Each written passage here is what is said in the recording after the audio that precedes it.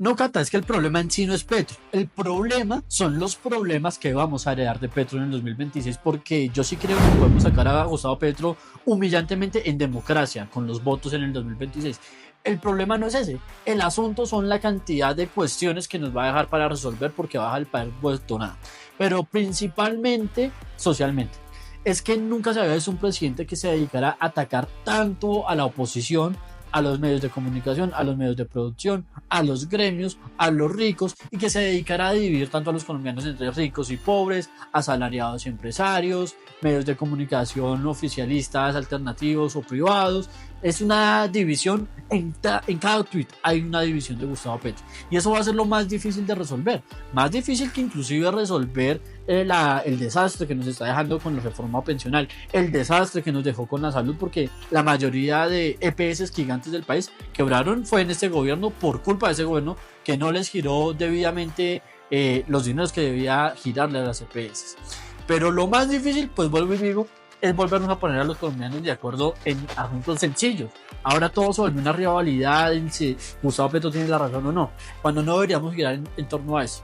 Y lo que sí está pasando entonces es el que más hable más duro en contra de Petro tiene más posibilidades políticas en el 2027 de derrotarlo. Y yo creo que esa es una vía triste, lamentable para la democracia, porque nos estamos encerrando entonces entre petrismo y uribismo, entre derechas o izquierdas, cuando hay un montón de cosas en la mitad para ponernos de acuerdo.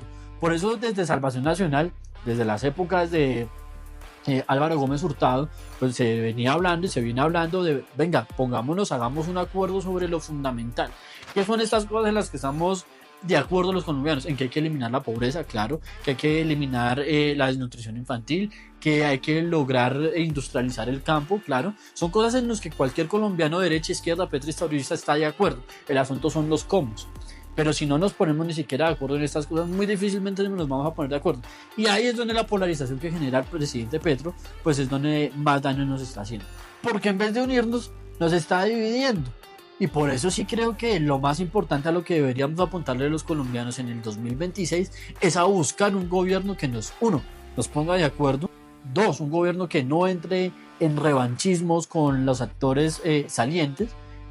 Y tres, un gobierno que sea de centro, ¿sí? Centro derecha, que sea capaz de resolver los temas económicos principalmente, convenciendo a los sectores políticos de centro, de derecha y de izquierda.